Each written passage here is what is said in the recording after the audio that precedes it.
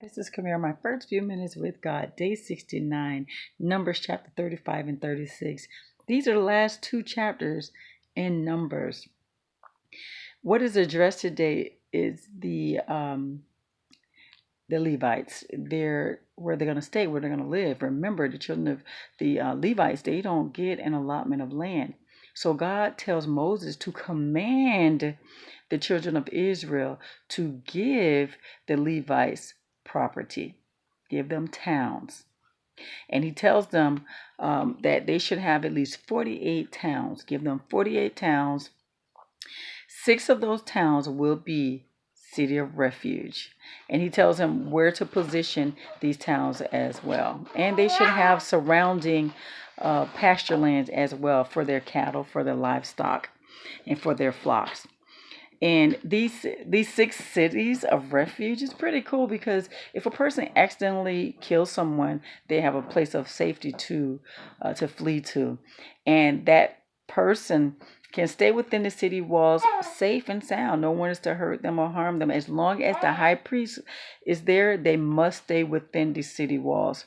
If they leave from within the city walls, then if the avenger kills them, that's it. And they're not even considered as murderers for killing them.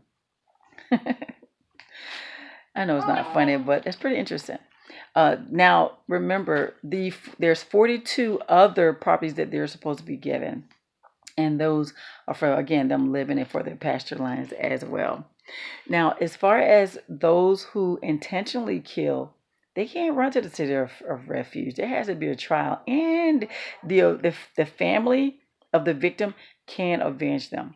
Isn't that something? Now, if someone is accused, they can't go by one person's as a witness. There has to be at least 2 witnesses of that killing. Yeah, so he goes through all of that, but he says deal with that person because I live among my people and I don't want it to be defiled. So that's pretty interesting, right?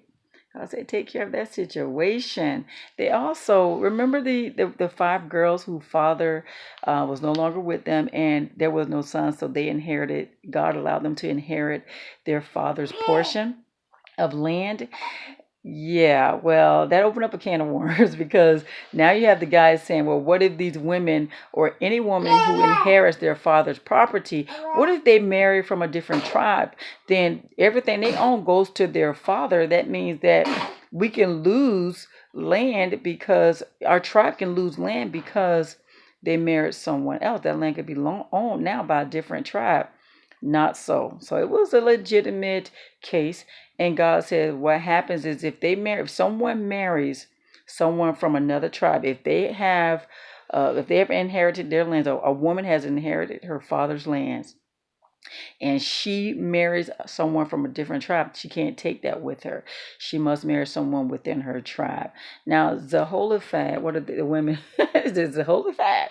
Anyway, those 5 women, they actually married their cousins, so their property stays with the tribe. But yeah, they addressed that as well. That's pretty interesting, though, how God is so involved in every little detail, and He wants justice to be served. He wants everyone to be treated right and fairly. That's the type of God we serve. He is very involved in what happens to us. And there you have it, guys. The last 2 chapters and Numbers. This is day number 69, Numbers chapter 35 and 36. You have a God-filled blessed day.